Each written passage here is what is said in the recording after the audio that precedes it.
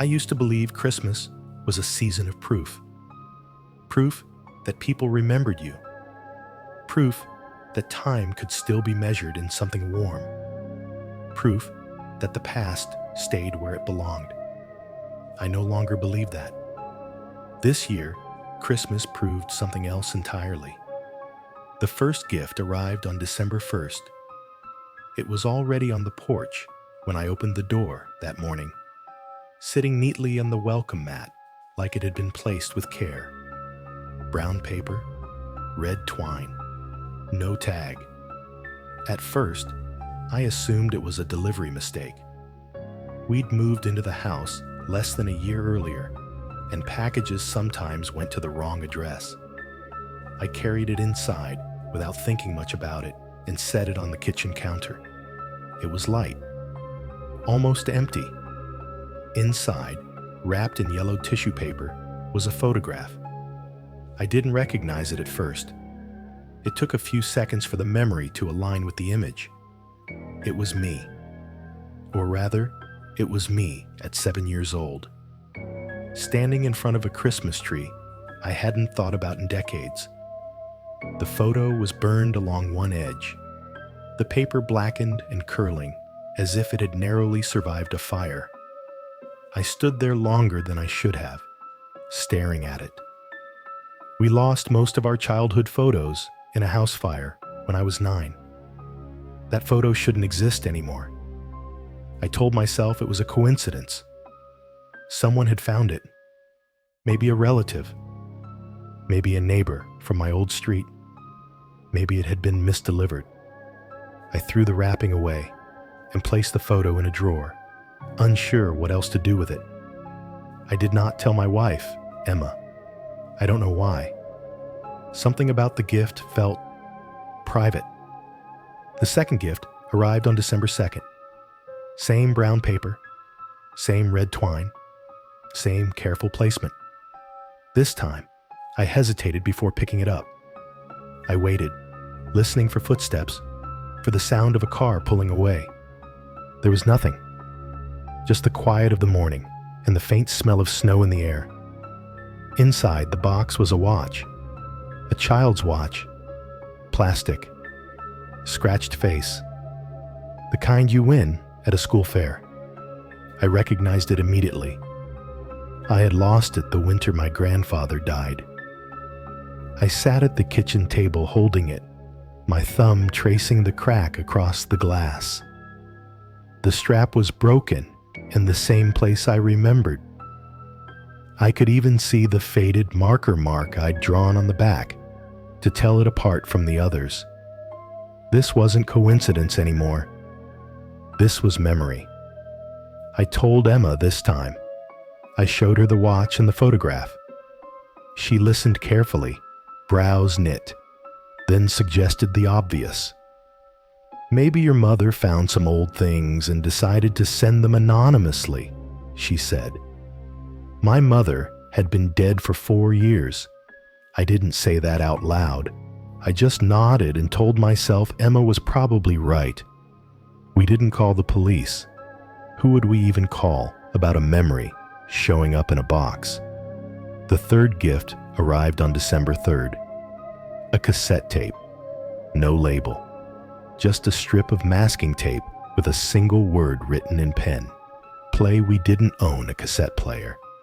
That should have been the end of it. Something strange, yes, but unusable. Harmless. Emma found an old player at a thrift store that afternoon. I told her not to bother. She said I was being dramatic. That night, after dinner, we sat on the living room floor and pressed play. At first, there was static, then a voice, a child's voice. Mine.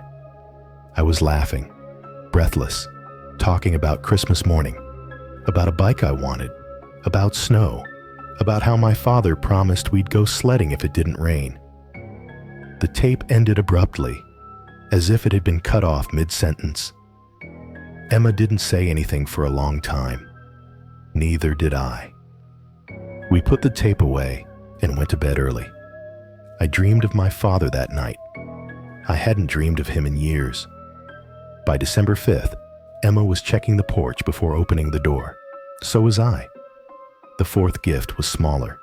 Inside was a key, rusty, bent, tied to a scrap of fabric I recognized instantly.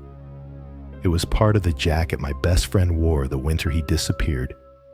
I didn't tell Emma that part. I said it was from an old place. She looked at me differently after that, like she was trying to measure the distance between who she thought I was and who I might be. That night, she asked me something I wasn't prepared for. Is there anything from your past you've never told me? I wanted to say no. I didn't.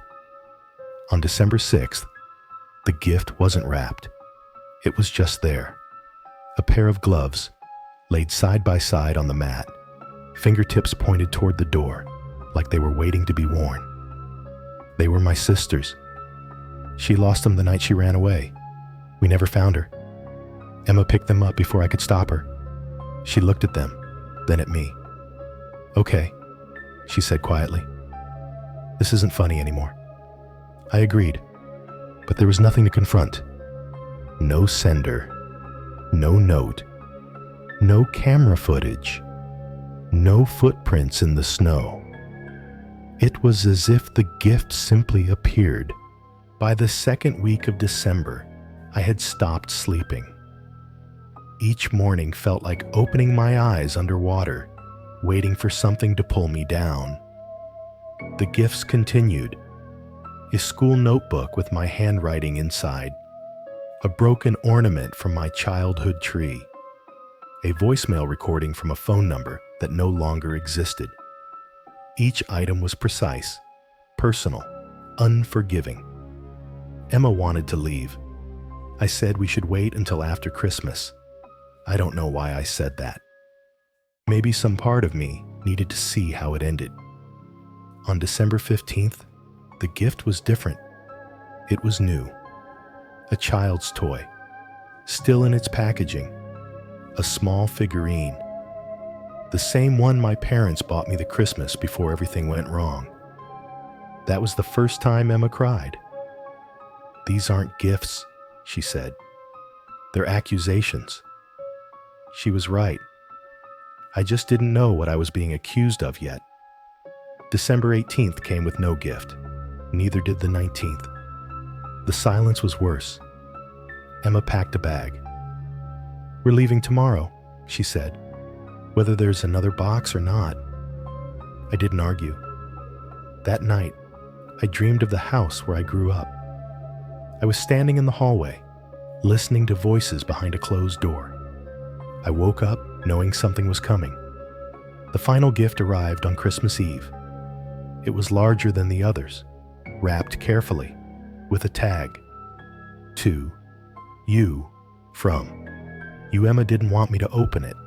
I did anyway. Inside was a recording device, and beneath it, a folded piece of paper, a transcript, a conversation I remembered having, a conversation I had convinced myself never mattered. It was between me and a man whose name I had buried. The man who offered me a ride home. The man I pointed toward my friend's house instead. The man I never reported. The man who kept smiling. My voice on the page was calm, helpful, complicit. The recording played automatically. I listened to myself speak. Emma backed away from me slowly. There was one last thing in the box, an envelope. Inside was a single sentence. Christmas is when we remember who we were. I didn't sleep that night. I didn't need to. I already knew the truth. I didn't call the police. I didn't run. I sat in the living room until morning, staring at the tree. At dawn, there was a knock at the door. I knew better than to be surprised. When I opened it, the porch was empty, except for one final gift, a mirror. I carried it inside and leaned it against the wall. For the first time all month, I saw myself clearly. And I understood. The gifts weren't punishment. They were inventory, a record, a reminder. Christmas wasn't here to forgive me. It was here to make sure I never forgot. If this story stayed with you, like the video to help it reach others. And if you appreciate slow, atmospheric horror told without faces or spectacle, subscribe to the channel. More stories are coming, quietly and without warning.